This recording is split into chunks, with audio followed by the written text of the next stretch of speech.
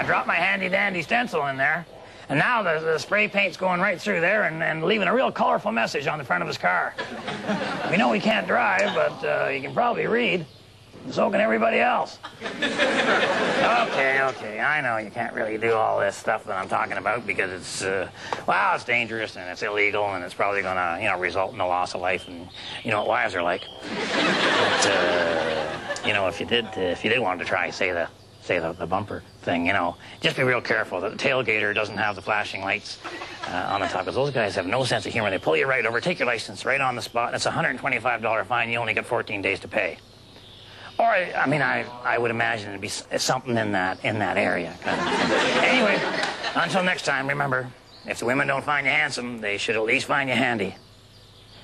I gotta go borrow some money.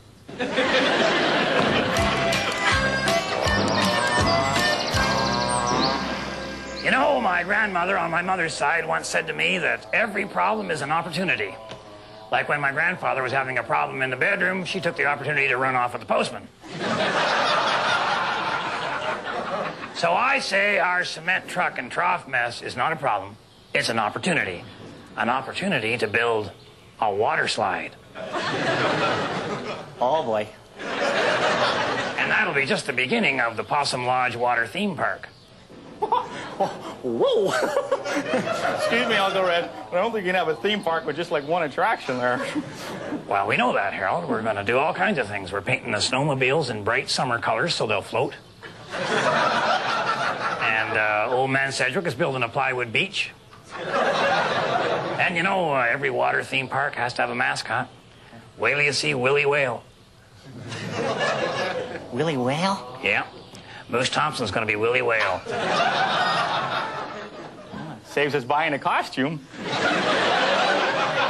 And once the people arrive, Moose is going to waddle out into Possum Bay, start doing deep knee bends, and we got an instant wave pool. It's going to be big, Harold. The people are going to be just rushing into Willie Whale's Water Wonderland. Absolutely. Doctors, policemen, firemen, ambulance crews. As long as they pay to get in, Harold.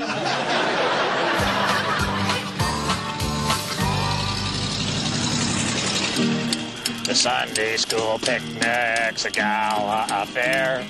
Everyone treats it with pride. With bright, shiny faces and three-legged races, and nowhere the devil can hide. We got ants in the coleslaw, bugs in the meatloaf, and a big crunch when two kids collide. What? Yep.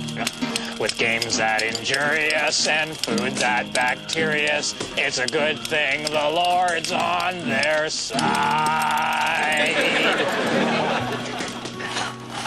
Well, I've got kind of interesting adventures with Bill for you this week. This is the time of the year where everybody kind of gets their boat ready to put away for the winter, and Bill's no exception. He's scraping his boat there. You got to climb up.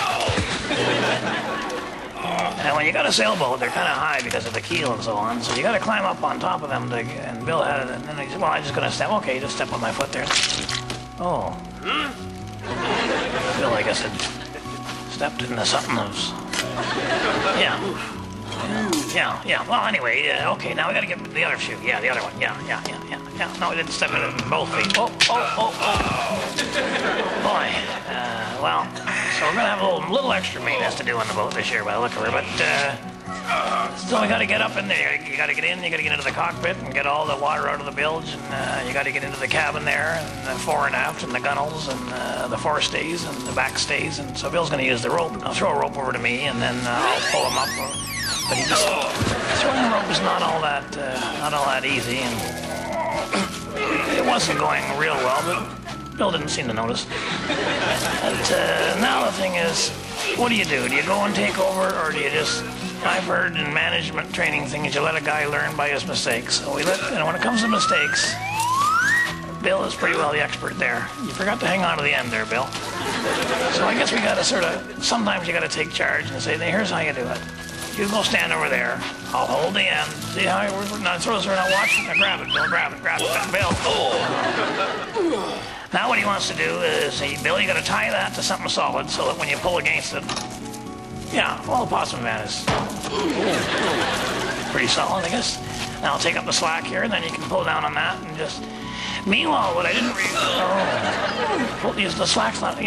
What I didn't realize is that there was a film festival going on of all cartoons down at the Possum Theater, and Harold wanted to go, so he picked up the van and he drove off. And what I didn't realize is, I guess Bill decided to go with him. Well, you boys have a good time at the show. I'll see you later.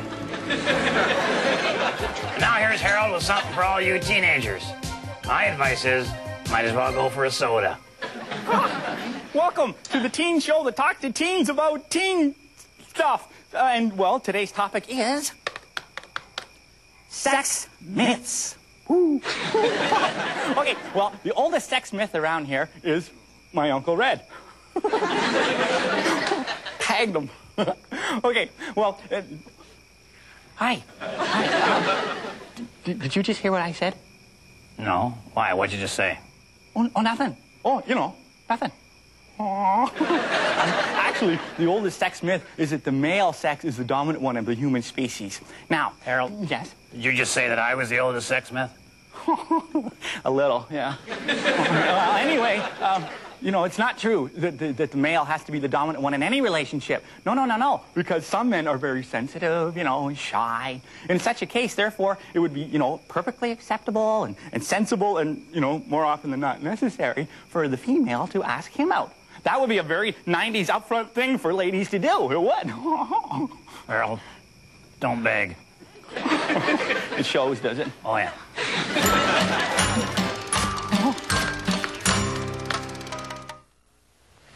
I know a lot of you teenagers are enjoying your dating years, going out with different boys and girls, depending on who you're in love with at that moment, or who has a car, or who has McDonald's coupons. And I know it's fun sowing your wild oats, or wheat, or bran, or whatever your orientation is. But, eventually that fun's going to have to come to an end. It'll be time to get married, or leave town. I suggest you get married. Not that marriage is perfect, but at least it gives you one less thing to worry about as you lose your looks. So my point is that while you're dating, be really careful. Because nobody's going to want to marry you if you're flat broke or in prison or if you have some kind of unidentified rash. Or if you're Harold. Hey, Glenn. Good news. I got some business for you. I got some better news, Red. I'm on vacation. Yep, I'm off to one of the biggest amusement parks in all of Florida. Elmer's Eel World. Yep, they got trained eels there, Red. They got Marvin the Magnificent Moray, who can play the xylophone all by himself. Just bang. It's great. But Glenn, it's high season. Oh, that's okay, because Elmer's is never, ever busy. No, I mean, it's high season here. What about your customers? Oh, well, geez, I could take maybe 8 of them, but no whiners, no smokers, and certainly nobody with a small bladder. No, Glenn. No, I mean, customers at your marina here. How are you going to be able to sell boats if you're not even here? Well, don't need to, Red. I've already met my quota for the year. Oh, yeah? Who set your quota? I did. Are you telling me that you've already made enough money for the whole season? Well, no, not exactly, Red. What I've done is I made enough to borrow against next year's quota. Gives me a better tax situation. Oh, I'm sorry, Glenn, but I have to buy a boat for our water park. Oh, that's a problem, Red. See, because I've already done my books for the whole year. So if I make another sale, that throws up my balance sheet real bad. What I could do, though, is I could sell you a boat now, and you could take delivery next summer. No, that won't work. Maybe you could rent me a boat. I could do that, sure. Except they're all broken. Well, you're going to have to fix one of them, then. Oh, I can't do that, Red. No, what I could do is I could rent your boat as is, and I could rent you some tools, and you could help yourself. You see, I'm gone. Don't you get it? I'm gone. I'm going home. I'm going to pick up my lovely wife, my 7 beautiful daughters, and I'm going to surprise them with a trip to Elmer's Eel World. Eel World, it's the real world. It's the squealy, really real world. Red, I'll see you in a couple weeks. Uh-huh. It could be a tad shorter than that, Glenn.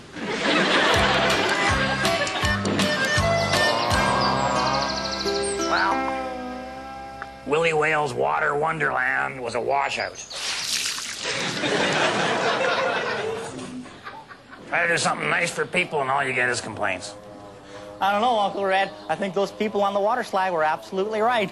I don't see any fun myself being, rolled around inside of a cement truck and then dumped out onto a concrete trough. And of course, Moose Thompson's knee goes out, so that's the end of our wave machine. Then he tries to make do by duct taping the barn door to a pile driver and thumping that into the water, which was a certain amount of overkill, not to mention what the barn door did to the lake. You should have smelled that. It was like an old horse on a humid day. Harold, I said not to mention. That was one great wave machine, I'll tell you that. That was a tidal wave machine. What do you call a wave that size, Harold? Tsunami. Gesundheit. Well, anyway, we've decided to take the problem of the personal injury and property damage lawsuits and turn them into the opportunity of closing the water theme park forever. Oh, yeah, okay, well, what about the fact that you've soaked the entire Possum Lake area? Well, that's good, because it means the risk of forest fire is down to 0. So is the water level in Possum Lake. Good, we'll get the snowmobiles back.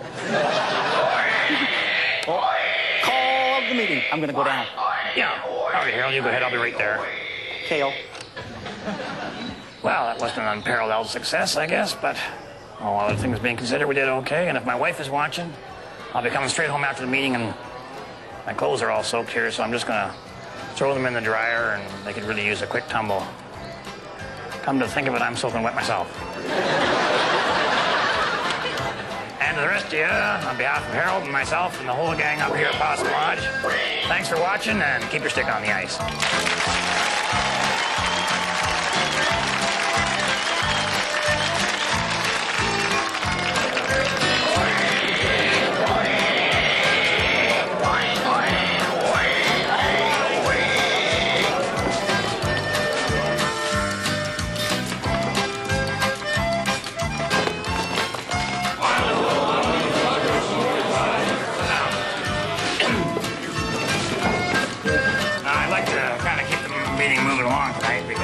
Uncomfortable here. I got water in some very special places, and I'd like to get home and kind of reverse that whole process. So.